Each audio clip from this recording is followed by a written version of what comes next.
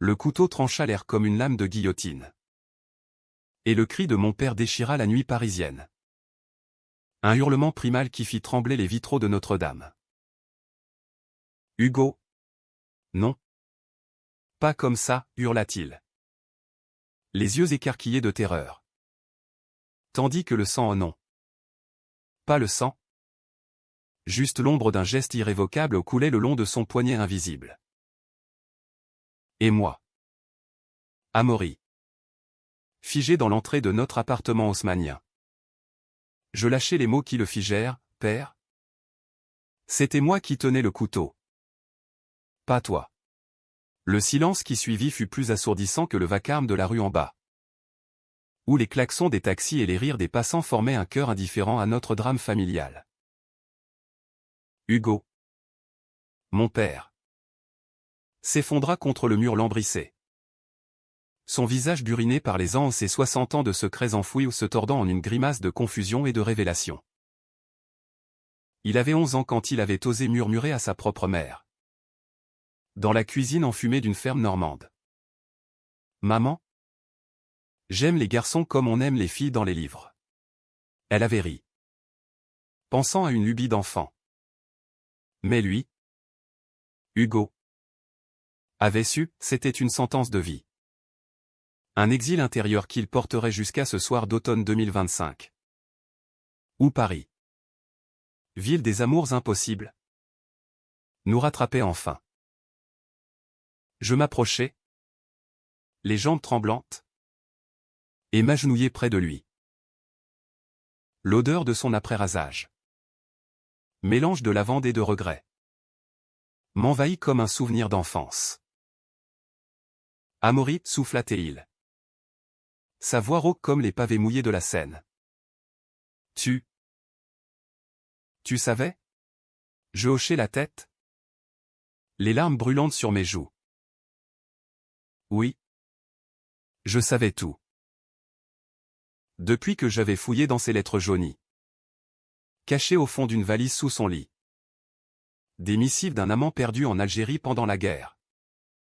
Des confessions arrachées à un prêtre qui avait fui. Et ce soir? En le voyant rentrer.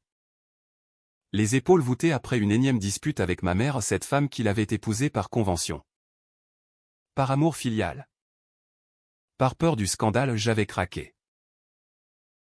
Le couteau n'était qu'une métaphore.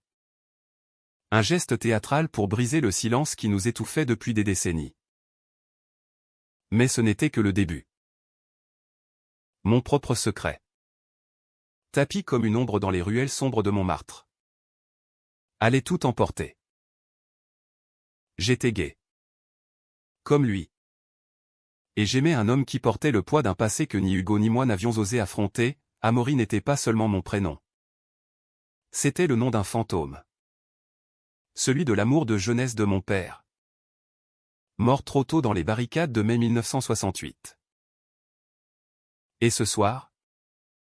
En prononçant ces mots. J'avais invoqué ce spectre. Liant nos destins dans une danse macabre de révélation. Paris. Cette ville de lumière trompeuse. S'étalait sous nos fenêtres comme un tapis de promesses brisées. J'aidai mon père à se relever. Son bras frêle contre mon épaule. Et nous nous assîmes à la table de la salle à manger. Où trônait encore le dîner froid, du coq au vin. Vestige d'une normalité feinte. Raconte-moi, dis-je simplement. Ma voix un fil tendu entre nous. Hugo hésita. Ses doigts noueux triturant le bord de la nappe brodée par ma grand-mère. Puis, comme un barrage qui cède. Les mots jaillirent. Il avait 11 ans. En 1956. Dans ce village normand où les vaches paissaient sous un ciel perpétuellement gris. Son père. Un paysan bourru. Rentrait des champs avec les mains sales de terre et de silence. Sa mère. Aux yeux doux comme la crème fraîche. Chantait des berceuses en patois. Hugo était l'aîné. Un garçon aux boucles blondes et au sourire qui faisait fondre les cœurs des institutrices. Mais déjà. Dans la cour de récré. Il fixait trop longtemps les épaules larges de son camarade Pierre. Sentant une chaleur interdite monter en lui. Un après-midi d'été. Après une partie de foot improvisée. Il avait embrassé Pierre derrière les tables. Pas un baiser d'enfant. Non, un baiser volé. Chargé d'une urgence qu'il ne comprenait pas encore. Le soir même. Rongé par la culpabilité. Il s'était confessé à sa mère. Maman? J'aime les garçons. Elle avait pâli. Puis avait ri nerveusement, c'est une phase. Mon chéri. Tu grandiras. Mais Hugo n'avait pas grandi comme les autres. À 16 ans. Il fuyait déjà le village pour Paris. Ville des exilés? Où les cabarets de Pigalle murmuraient des secrets aux âmes perdues. C'est là qu'il avait rencontré Amaury, le vrai Amaury. Pas moi. Son fils prénommé en son honneur secret. Amaury était un étudiant en Sorbonne. Fils d'aristocrate déchu. Aux yeux verts comme l'absinthe et aux lèvres qui promettaient la révolution. Il s'était aimé dans les mansardes crasseuses du quartier latin. Sous les cris des manifestants et les fumées des joints partagés. Nous étions fous, murmura Hugo. Un sourire distant aux lèvres. Mais 1968 nous a emportés. Ils voulaient tout brûler, les bourgeois. Les tabous.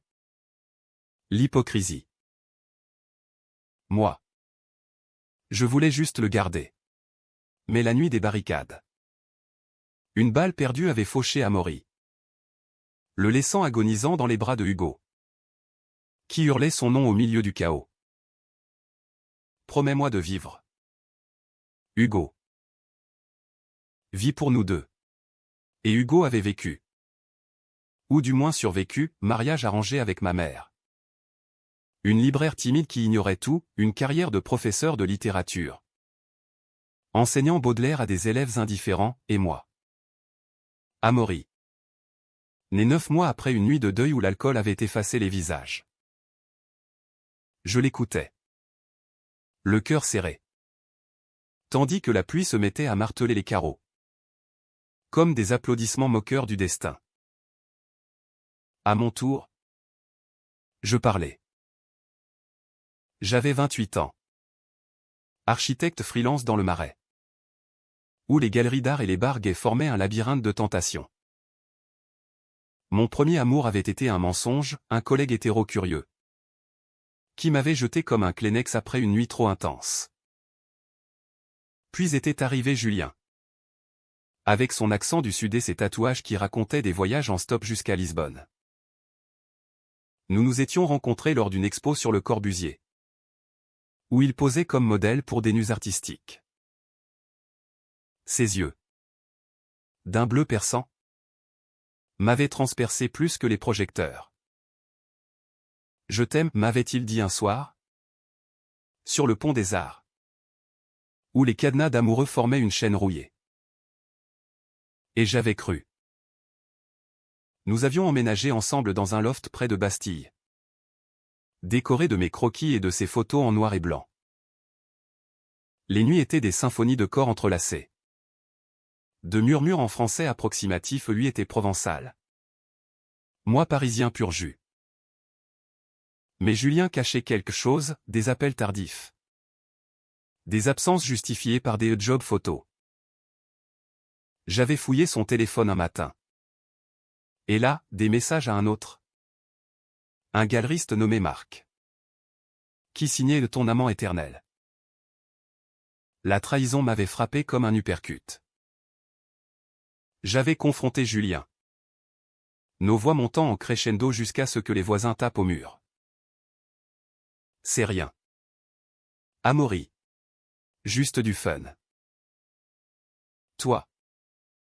Tu es mon vrai amour. Mais les mots sonnaient faux. Comme un air de Piaf mal chanté. J'avais fui chez mes parents ce soir-là. Le cœur en lambeaux. Et c'est là que j'avais vu Hugo rentrer. Les traits tirés. Après une énième crise avec ma mère.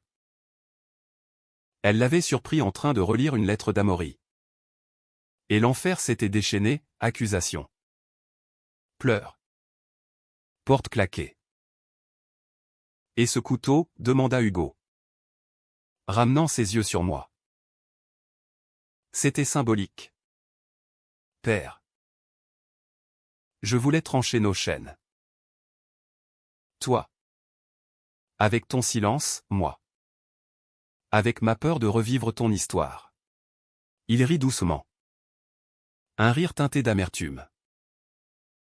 Mon histoire n'est pas finie. Fiston. Et la tienne commence à peine.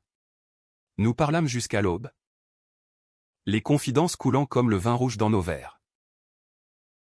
Hugo me raconta ses aventures clandestines, les clubs gays des années 70. Où la police raidissait les portes, les nuits solitaires après la mort d'Amaury. Bercé par les disques de Gainsbourg. Moi. Je lui déballai mes doutes, la pression de la famille. L'homophobie larvée dans les cercles artistiques parisiens. La peur d'aimer à nouveau. Julien m'a trahi. Mais c'est moi qui me trahis en le laissant partir sans lutter, avouai-je. Le soleil se leva sur la ville, peignant les toits en or rose. Ma mère, revenue au petit matin, nous trouva endormis côte à côte sur le canapé. Une couverture jetée sur nos épaules. Elle ne dit rien. Juste un regard qui en disait long, le pardon? Peut-être. Ou la résignation. Ce jour-là, Hugo fit ses valises. Je vais vivre? Amaury. Pour lui. Pour toi. Il s'installa dans un petit appartement près de la Sorbonne. Entouré de livres et de souvenirs. Moi. Je repris contact avec Julien. Non pour le reconquérir. Mais pour clore le chapitre, une conversation honnête au café de Flore. Où les larmes se mêlèrent au café crème. Je t'aime encore, murmura-t-il. Mais je secouai la tête. Pas comme avant. Apprends à aimer vraiment. Julien. Sinon, tu finiras comme mon père, un fantôme dans sa propre vie. Il partit, tête basse. Et je me sentis libre pour la première fois. C'est alors que je le rencontrai, Théo. Un écrivain canadien expatrié. Avec un accent qui roulait les airs comme des vagues atlantiques. Nous nous croisâmes à une lecture de poésie dans une librairie du Marais. Où il récitait des vers sur l'exil et l'amour interdit. Ces mots me touchèrent comme une caresse, dans les ombres de Paris. Nos cœurs battent en morse. Signalant aux étoiles que nous existons. Après la séance. Nous parlâmes jusqu'à minuit. Arpentant les rues pavées. Évitant les flaques comme des pièges du destin. Théo était différent, ouvert. Sans armure.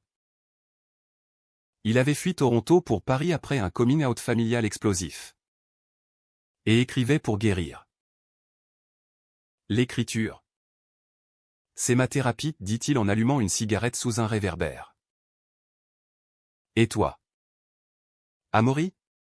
Qu'est-ce qui te guérit? Je pensais à Hugo. À nos confessions nocturnes. Mon père. Il m'a appris que sortir du placard, ce n'est pas une fin. C'est un début. Nos premiers baisers furent timides. Dans le square du Vert-Galant. L'île où Verlaine avait pleuré Rimbaud. Puis passionné. Dans son atelier encombré de manuscrits. Où l'odeur d'encre se mêlait à celle de son savon au santal. Théo m'initia à ses rituels, des promenades le long du canal Saint-Martin. Des dîners improvisés avec du fromage et du Bordeaux volé. Il connaissait l'histoire de Hugo, je la lui avais contée un soir. Ivre de vin et de vulnérabilité et au lieu de fuir. Il avait serré ma main, ton père est un héros discret. Comme toi. Mais le destin. Ce farceur parisien avait d'autres plans. Julien réapparut. Des mois plus tard. Lors d'une expo où je présentais mes plans pour un loft queer-friendly dans le 11e. Il était là. Plus beau que jamais. Avec Marc à son bras non comme amant. Mais comme partenaire professionnel. Amaury. J'ai changé, balbutia-t-il après le vernissage. Alors que la foule se dispersait. Ses yeux imploraient. Et une partie de moi. Cette partie faible. Fléchie. Nous finîmes la nuit chez lui. Dans un tourbillon de regrets et de désirs refoulés. C'était une erreur, gémis-je au matin. Mais le mal était fait, Théo avait vu les messages. Les excuses laconiques que j'avais envoyées. La dispute fut un ouragan. Théo, d'habitude si calme, explosa dans notre cuisine. Tu me trahis avec un fantôme? Après tout ce que tu m'as dit sur la confiance? Ces mots me lacérèrent. Évoquant ceux de ma mère à Hugo des années plus tôt. Je ne suis pas Hugo. Et toi? Tu n'es pas Amaury, hurlai-je. Invoquant le nom maudit. Il partit, valise en main, laissant derrière lui un silence plus lourd que la tour Eiffel. Je courus chez mon père. Effondré. Le cœur en miettes. Hugo, vieilli mais serein, m'accueillait avec un thé à la menthe et une écoute infinie. L'amour? Fiston. C'est comme Paris, beau, mais piégé de ruelles sombres. Tu as trahi Théo. Mais pas irrémédiablement. Va le chercher. Dis-lui la vérité. Comme je l'ai fait avec toi. Ses yeux. Ses yeux qui avaient vu tant de révolutions intimes. Brillaient d'une sagesse conquise à la dure. Je trouvai Théo au bord de la Seine. Assis sur un banc près du Pont-Neuf. Un carnet à la main. La nuit tombait. Les bateaux-mouches glissaient comme des fantômes. Théo, appelai-je. La voix brisée. Il leva la tête. Le visage marqué par l'insomnie.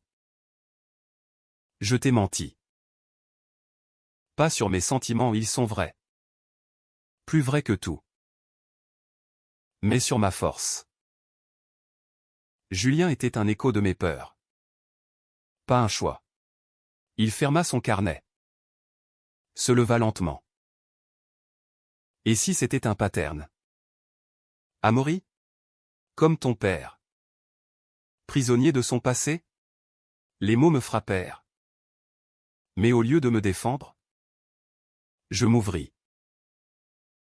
Je lui parlais de Hugo à 11 ans. De ce baiser volé dans les tables, d'Amaury le révolutionnaire. Mort pour un rêve, de ma propre sortie du placard. Tardive et douloureuse. À 25 ans. Face à une mère en larmes. Mon père m'a appris que l'amour n'est pas linéaire. C'est un labyrinthe. Avec des cul-de-sac et des portes cachées. Je veux t'y guider.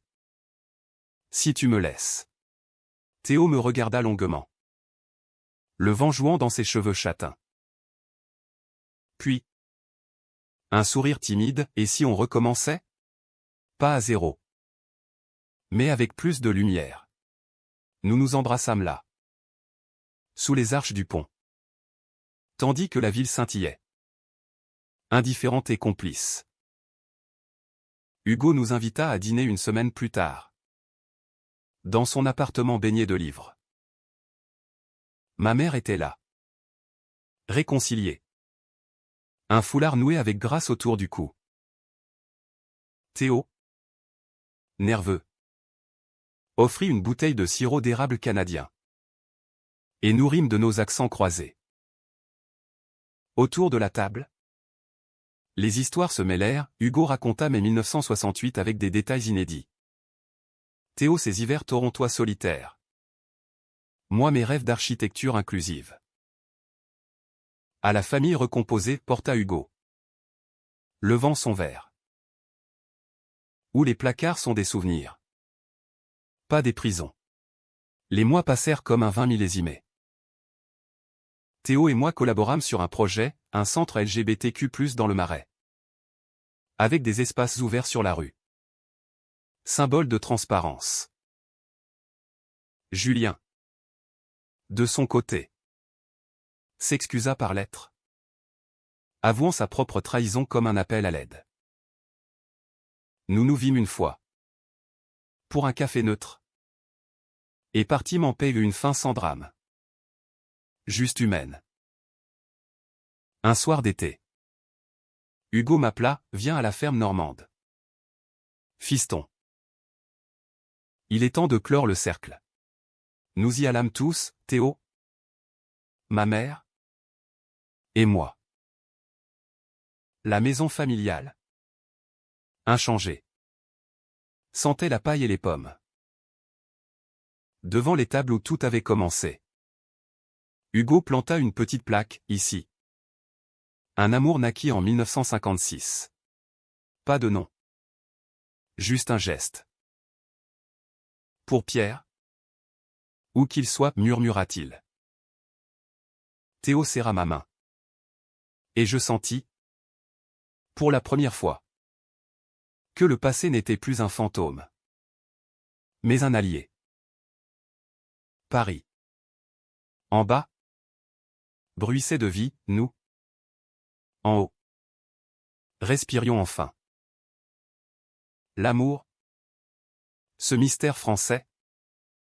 Nous avait libérés au non sans cicatrice. Mais avec une tendresse infinie. Et ainsi. Dans le crépuscule normand. Je sus que la réponse que j'avais donnée à mon père ce soir fatidique n'était pas une fin. Mais le début d'une histoire plus grande, la nôtre. Tissée de trahisons guéries. De baisers volés. Et d'un placard grand ouvert sur le monde. La lumière du matin filtrait à travers les rideaux de dentelle. Peignant des motifs délicats sur le parquet usé de l'appartement de Hugo. Je m'éveillais avec une lourdeur dans la poitrine. Le poids de la nuit précédente encore accroché à mes paupières comme une brume tenace. Théo dormait à mes côtés. Son souffle régulier un ancrage bienvenu dans ce tourbillon émotionnel. Hier soir, après notre dîner en Normandie, nous avions prolongé la soirée dans un bistrot du village. Où les locaux nous avaient accueillis avec une curiosité bienveillante, le fils du prof de Paris et son ami canadien. Ah. Les amours d'été. Ignorant tout des abysses que nous avions traversés. Je me levai doucement. Enfilai une chemise froissée et descendis à la cuisine. Où l'odeur du café frais m'accueillit comme un vieil ami. Hugo était déjà là. Penché sur le journal local. Ses lunettes perchées sur le bout du nez. Bonjour. Fiston, dit-il sans lever les yeux. Mais sa voix portait une chaleur nouvelle. Dépouillée des ombres du passé. Théo ronfle comme un tracteur. Je ris. Un rire libérateur. Pire. Comme un ouragan québécois. Nous prîmes le petit déjeuner en silence complice, croissant encore tiède de la boulangerie du coin. Confiture maison aux prunes du jardin. Ma mère restait à Paris pour laisser les hommes à leur mystère. Nous avait envoyé un panier de fromage par colis express, son moyen discret de dire « je suis là ». Hugo rompit le pain. Et soudain, ses yeux s'embuèrent. Tu sais, Amaury, quand j'avais ton âge, je n'aurais jamais imaginé ça. Un fils qui vient me voir avec son amoureux. Dans la maison où j'ai grandi. C'est comme si Amaury le vrai me souriait depuis l'au-delà. Son nom, prononcé ainsi, ne me blessait plus. Au contraire. Il tissait un fil entre nous. Une généalogie d'amour brisée et recomposée. Et Pierre, demandai-je. curieux. Hugo sourit. Un sourire teinté de nostalgie. Pierre est marié. 3 enfants. À quand? On s'est revus il y a 10 ans. À une réunion d'anciens. Pas un mot sur ce baiser. Juste une poignée de main. Et un regard qui disait tout. Il but une gorgée de café. Puis ajouta, c'est ça. La vie? Non. Des baisers volés qui deviennent des souvenirs. Et des amours vrais qui durent. Théo descendit peu après. Les cheveux en bataille. Et nous nous mîmes à table.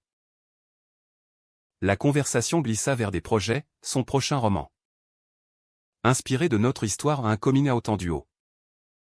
Père et fils. Sur fond de Paris en révolte et mes esquisses pour le centre LGBTQ+. On pourrait l'appeler le placard ouvert, proposa-t-il. Et Hugo applaudit, parfait. Avec une plaque comme celle de l'étable. La journée s'étira en une paresse bienvenue, promenade dans les champs. Où les coquelicots dansaient au vent, pique-nique au bord d'un étang. Où nous pêchâmes des truites que Hugo prépara au barbecue. Le soir, autour du feu de cheminée, Théo lut des extraits de son livre en herbe. Sa voix grave résonnant comme un conte ancien. Dans les ruelles de Montmartre, un garçon nommé Hugo apprit que l'amour n'avait pas de genre. Seulement un cœur. Hugo, ému, posa une main sur mon épaule et écrit-le bien. Mon gars. Pour que d'autres gamins de 11 ans n'aient plus à se cacher. De retour à Paris le lendemain. La ville m'apparut sous un jour neuf, les haussmanniens n'étaient plus des prisons dorées. Mais des écrins pour des vies recomposées. Théo et moi emménageâmes officiellement dans le loft de Bastille. Agrandi par mes travaux, une mezzanine pour écrire. Un balcon pour observer les étoiles artificielles de la capitale. Julien nous envoya une carte postale de Provence. Bonne chance pour le centre. Marc et moi. On expose là-bas. Paix. Et je souris.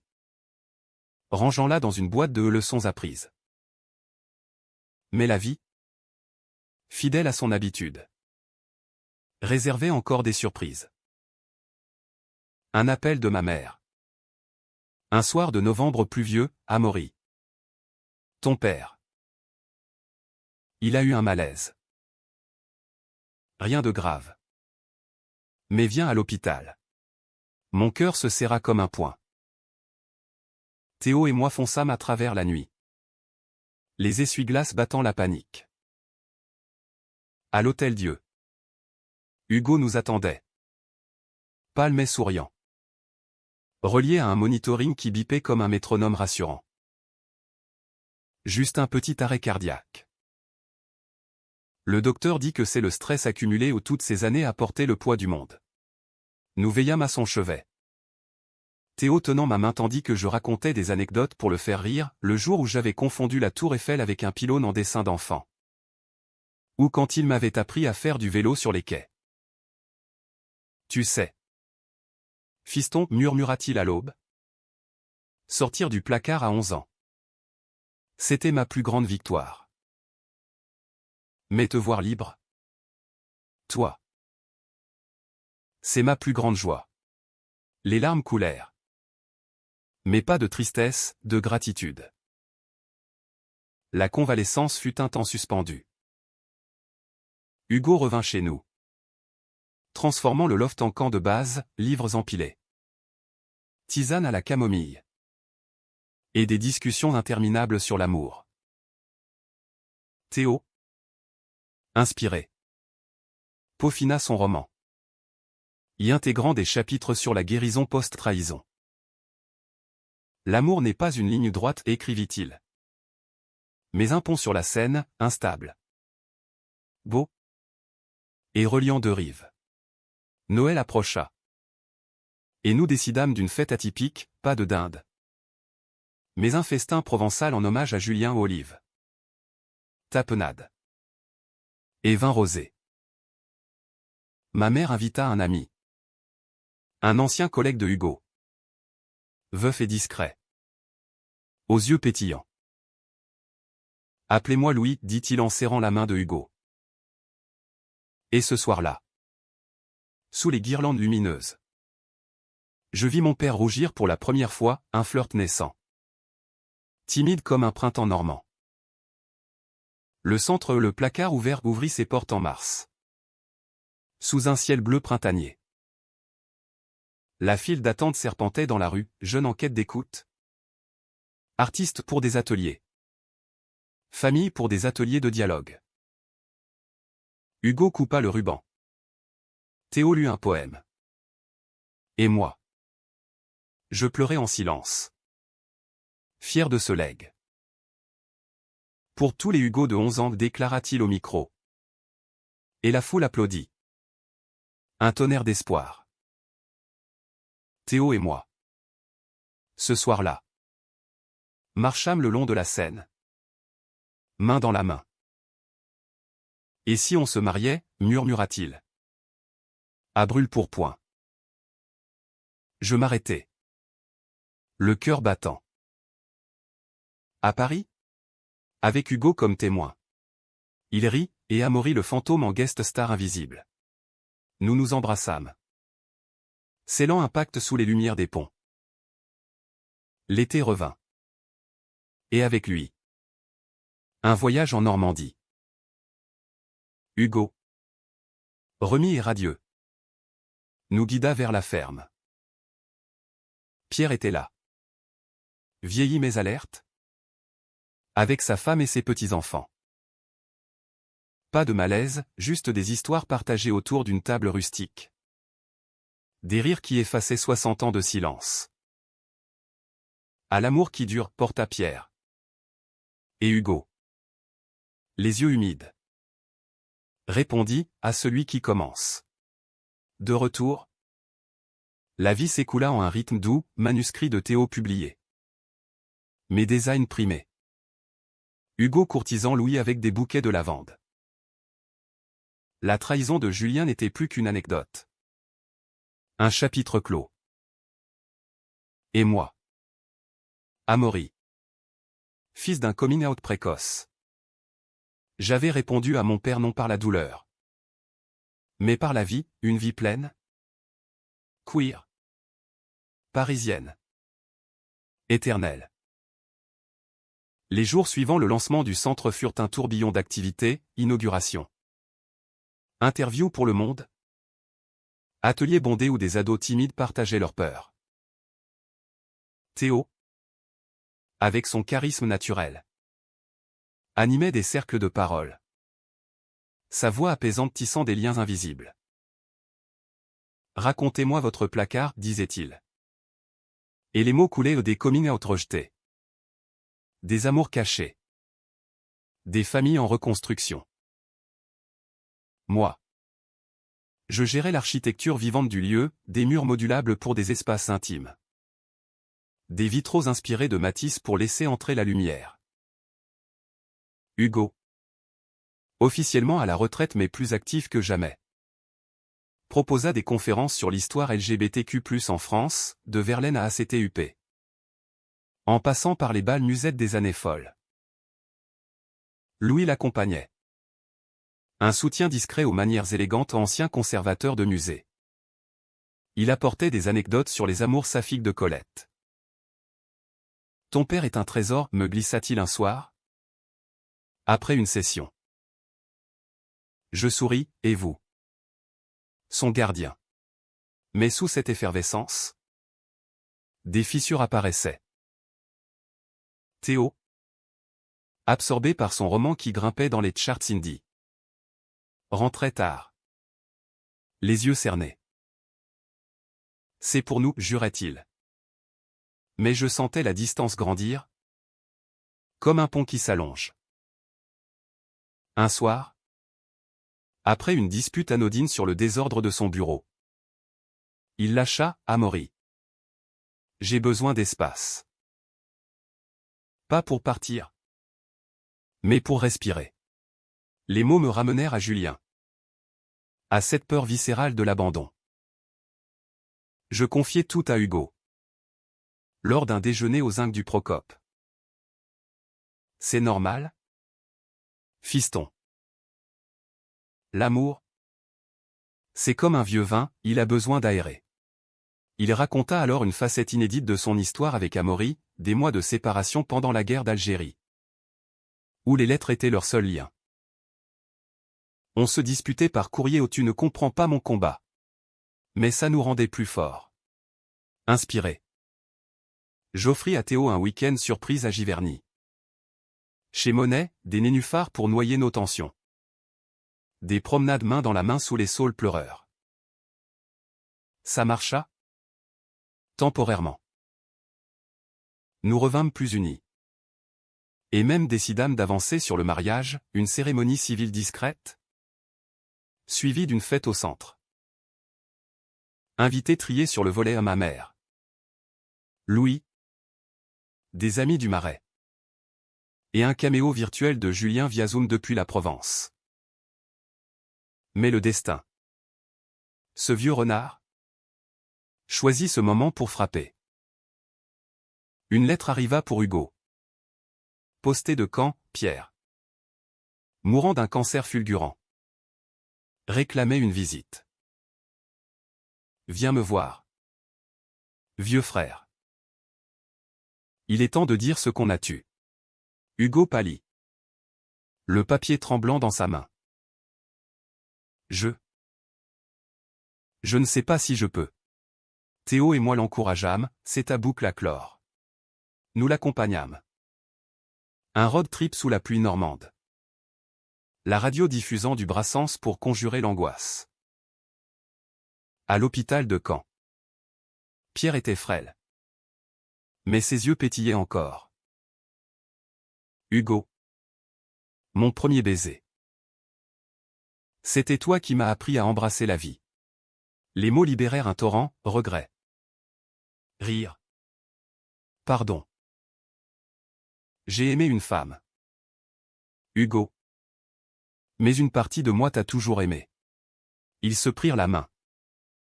Et Hugo pleura au pas de tristesse. Mais de complétude. Pierre s'éteignit 2 jours plus tard. En paix. Au cimetière. Sous un ciel clair. Hugo planta une rose blanche, pour les baisers volés. Ce deuil transforma Hugo, il écrivit ses mémoires. Un recueil brut intitulé 11 ans et l'éternité. Préfacé par Théo. Le livre devint un best-seller discret. Lu par des milliers de jeunes en quête d'histoires vraies. Moi. Je dessinais un mémorial pour Pierre au centre, un banc gravé aux amours muets. Théo et moi. Renforcés par cette épreuve. Fixâmes la date, 15 juin. Solstice d'été. La cérémonie fut magique, à la mairie du 4e. Avec vue sur l'hôtel de ville. Hugo en témoin impeccable. Louis à ses côtés. Veux murmurer, je promets de t'aimer dans les ruelles sombres et les jours ensoleillés. La fête? Au centre? Fut un carnaval queer, drag queens. DJ7. Et un gâteau en forme de tour Eiffel arc-en-ciel. Mais la lune de miel 1 mois en Toscane. Olivier et Chianti révéla une ombre. Théo confessa, j'ai eu une aventure. À Toronto pour une promo. Une nuit. Stupide. Le monde s'effondra. Pourquoi, balbutiai-je. Le cœur en vrac. Peur. Peur de nous perdre dans la routine. Comme ton père avec sa femme. La trahison. Cette fois. Était la mienne en miroir, j'avais fui dans le travail. Lui dans les bras d'un inconnu. Nous rentrâmes brisés. Mais déterminés. Thérapie de couple avec une psy du centre. Spécialisée en trauma queer. L'amour est un muscle, dit-elle. Il se renforce par les déchirures. Hugo. Sage comme un oracle. Ajouta, regarde-moi, j'ai trahi Amaury en me taisant. Et pourtant, l'amour persiste. Lentement. Nous reconstruisîmes, dates hebdomadaires. Lettre d'amour écrite à la main. Nuit à refaire l'amour comme au premier jour. L'automne apporta des fruits, Théo acheva un second roman. Dédié à Amaury. Mon pont sur la Seine. Hugo et Louis s'installèrent ensemble. Un appartement cosy près du Luxembourg. Avec un jardin secret pour leur promenade. Ma mère, Fleur Bleue, organisa un dîner pour célébrer les seconds actes. Un soir de décembre, sous la neige rare de Paris, Théo et moi marchâmes vers Notre-Dame. Réparé de ses cicatrices. On a survécu, dit-il. Comme Hugo à 11 ans. Je serrai sa main, et on continuera. La vie, avec ses trahisons et ses rédemptions, s'écoulait comme la Seine, sinueuse. Profonde. Éternelle. L'hiver 2026 abattit sur Paris avec une douceur inhabituelle. Les flocons dansant comme des confettis sur les boulevards. Le centre Le Placard ouvert prospérait, partenariat avec des écoles pour des programmes anti-homophobie. Exposition d'artistes queer émergents. Et même un podcast animé par Théo. Sortir des ombres. Où des invités comme Hugo partageaient leur vérité. Moi. Je signais mon premier gros contrat, la rénovation d'un ancien couvent en auberge LGBTQ+ à Montmartre. Un clin d'œil ironique aux vœux brisés des moines. Mais sous cette façade idyllique, des courants souterrains agitaient nos vies. Louis, avec son passé de conservateur, découvrit dans les archives familiales de Hugo une boîte oubliée, des photos d'Amaury. Jaunie mais vibrante. Et une lettre non envoyée. Datée de 1969. Mon amour. Si je survis à cette nuit, je te rejoindrai à Paris. Sinon, vis pour moi. Hugo. Confronté à ses reliques. Sombra dans une mélancolie douce amère. Je l'ai pleuré toute ma vie, confia-t-il à Louis lors d'une soirée arrosée de Calvados. Et maintenant, avec toi, je vis enfin. Louis, patient comme un gardien de musée. L'EDA a organisé une commémoration privée, une veillée au Père-Lachaise.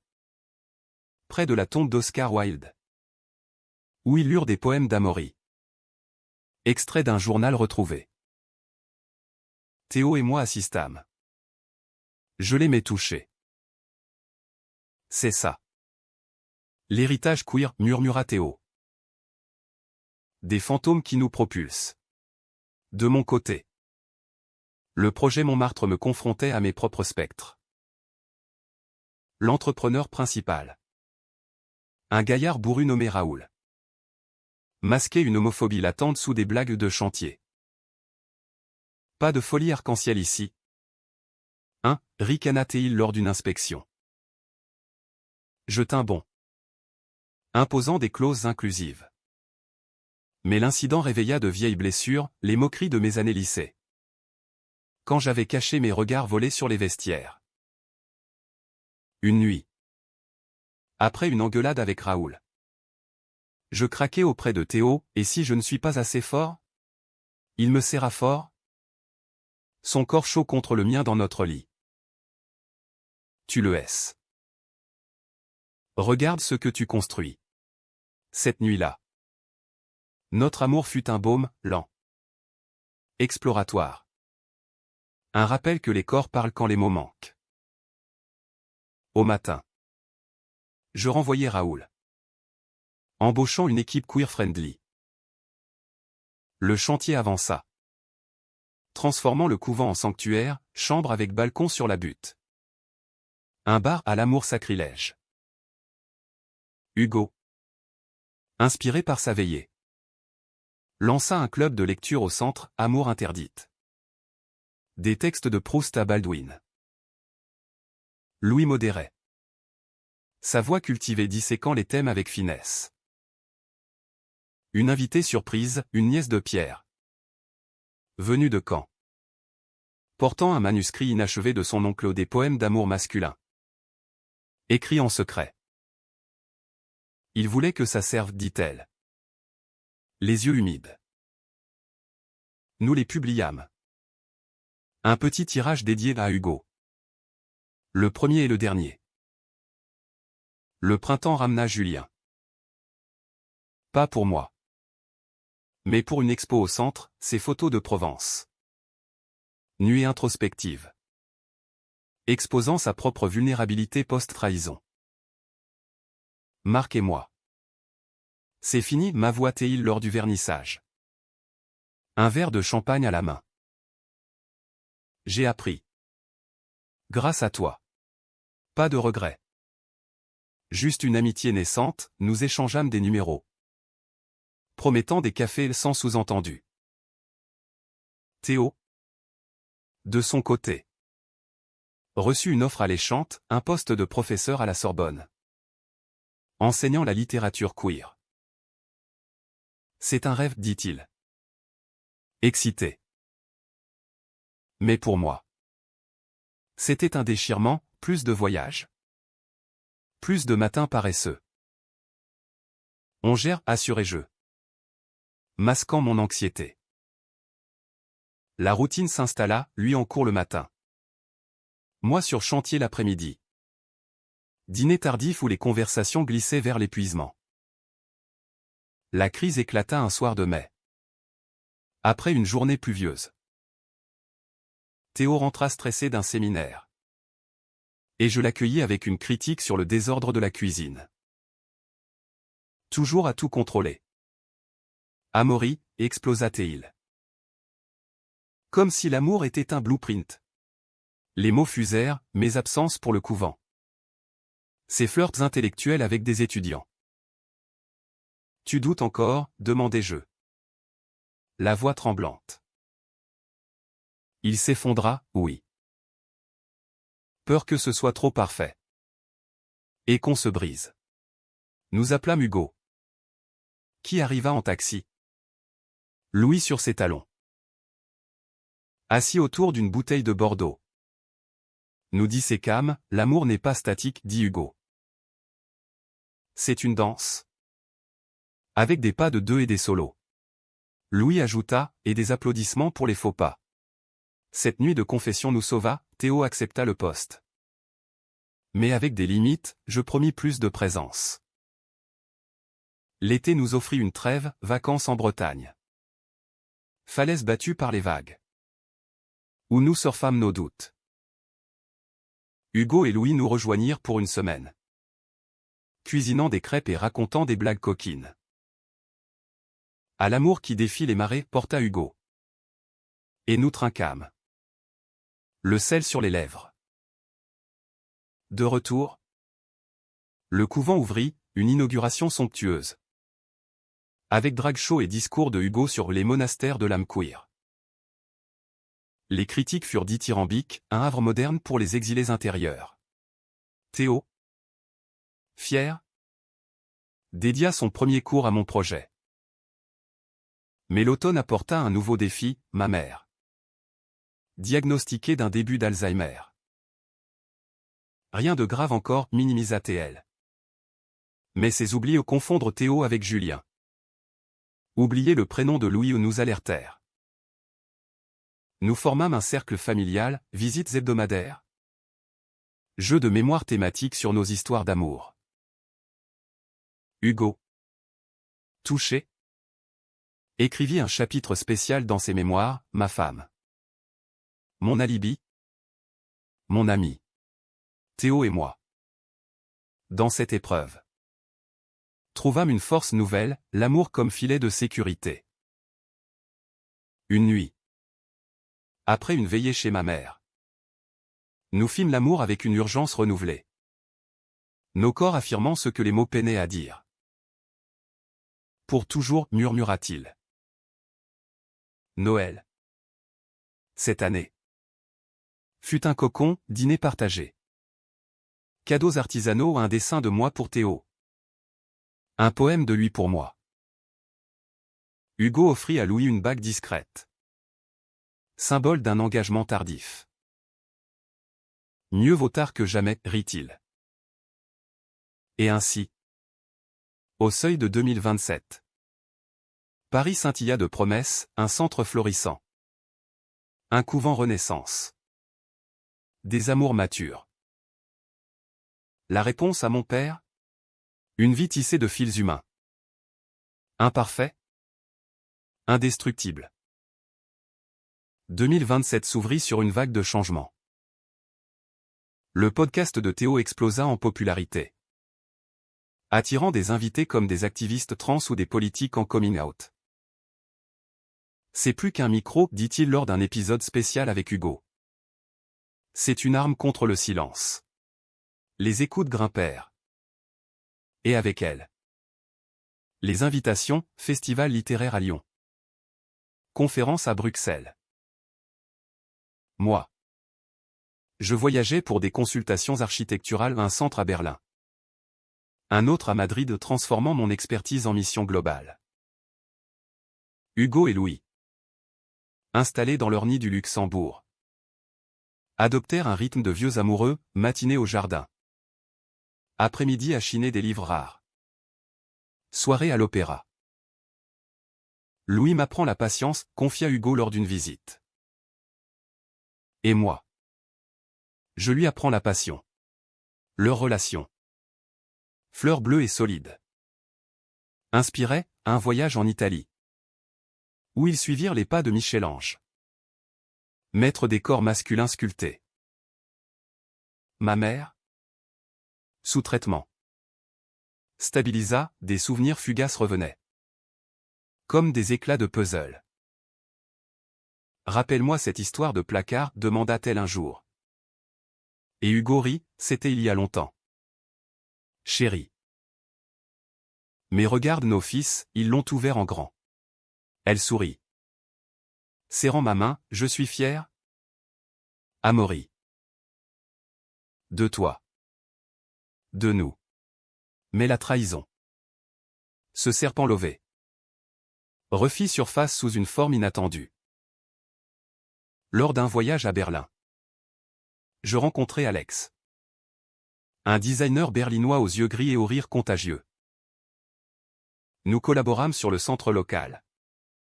Nuit blanche de croquis et de bière. Une soirée. Après une présentation réussie. L'attirance céda, un baiser dans un club techno.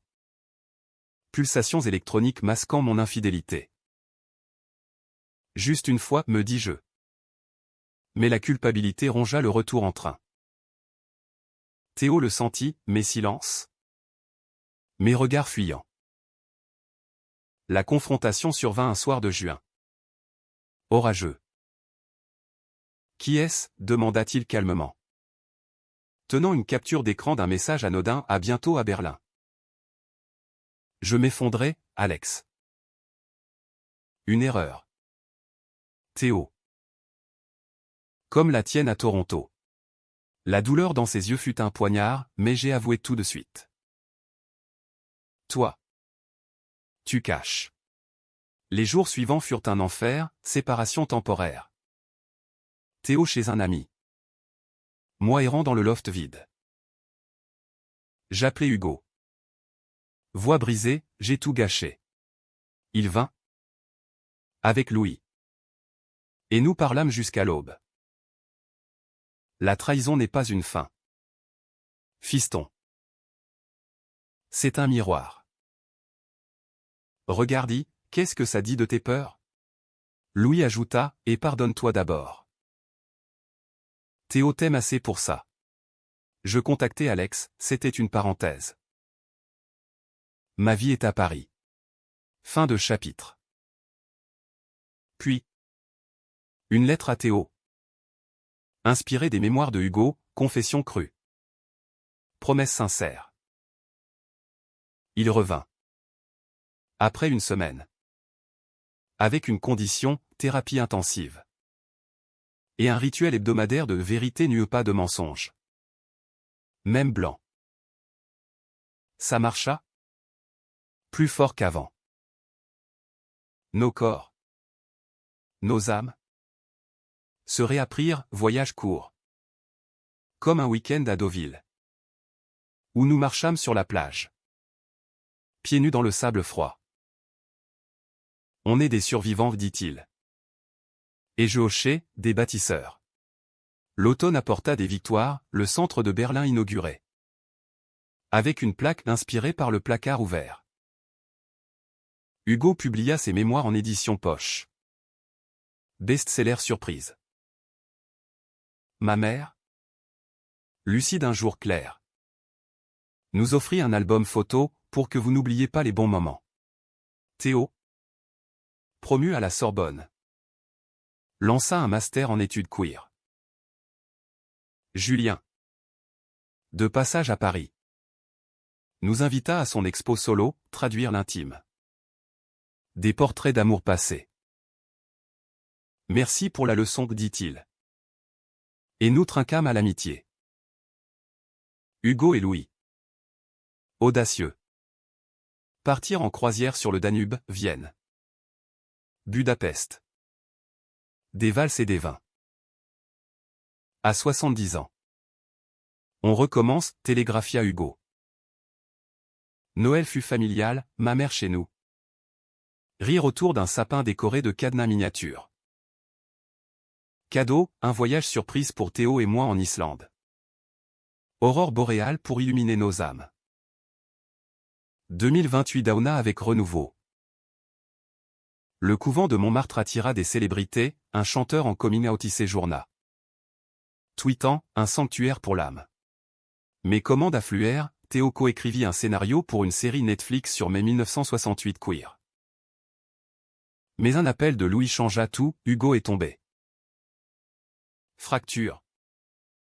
Mais surtout. Il veut te voir? Amaury. À l'hôpital. Hugo. Plâtrer mes espiègles. Murmura, c'est rien. Juste un rappel, vis vite. Aime fort. Les médecins diagnostiquèrent une arthrite avancée. Pas plus. Cette alerte nous unit, visite quotidienne. Anecdote pour le distraire.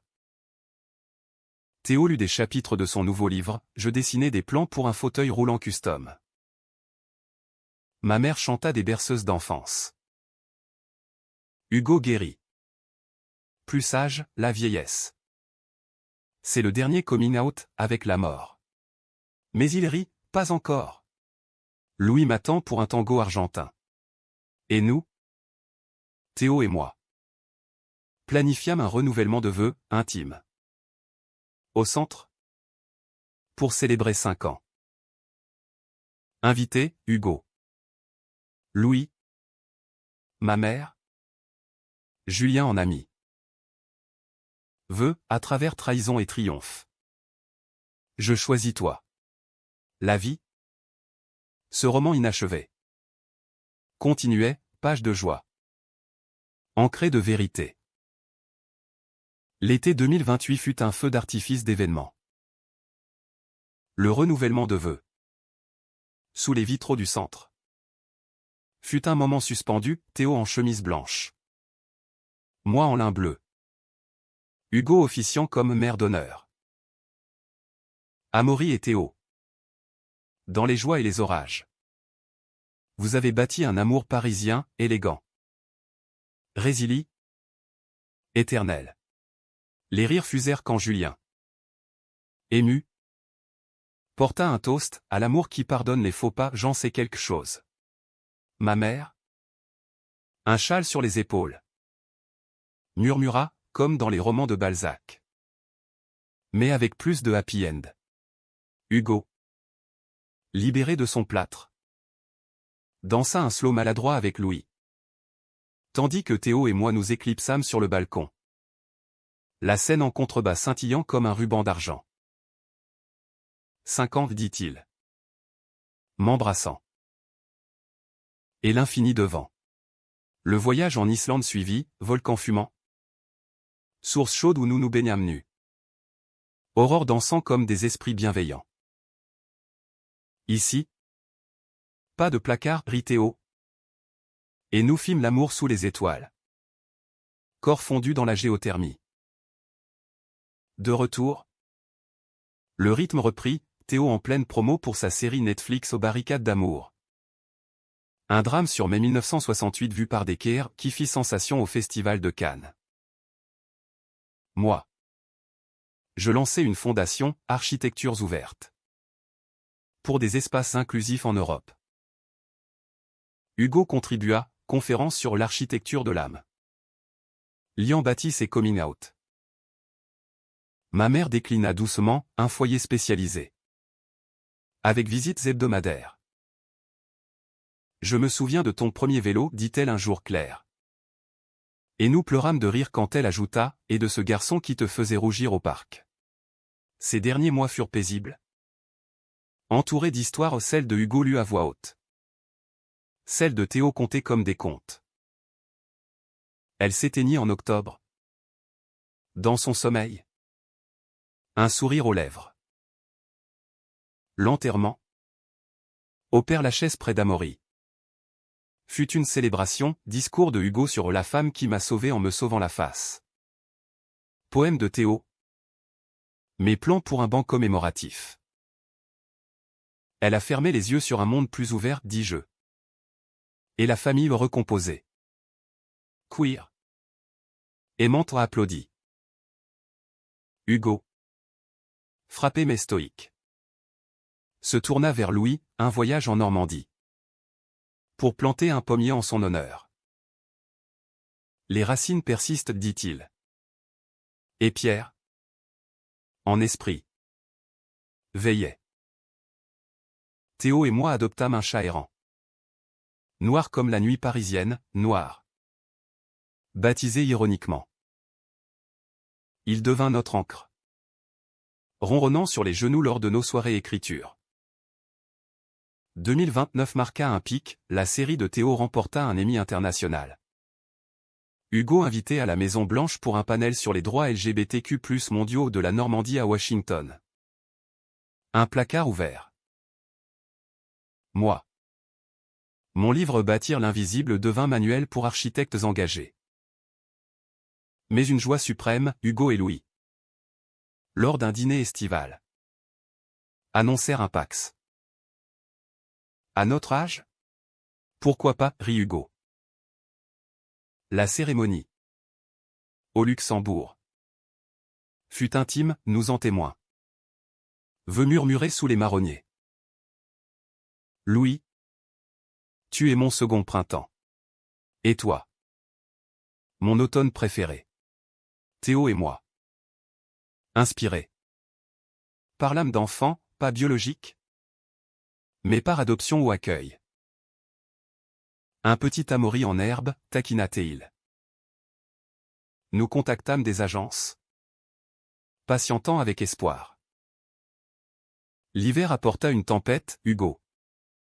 Hospitalisé pour une pneumonie. Nous fit peur. Pas maintenant, grogna-t-il.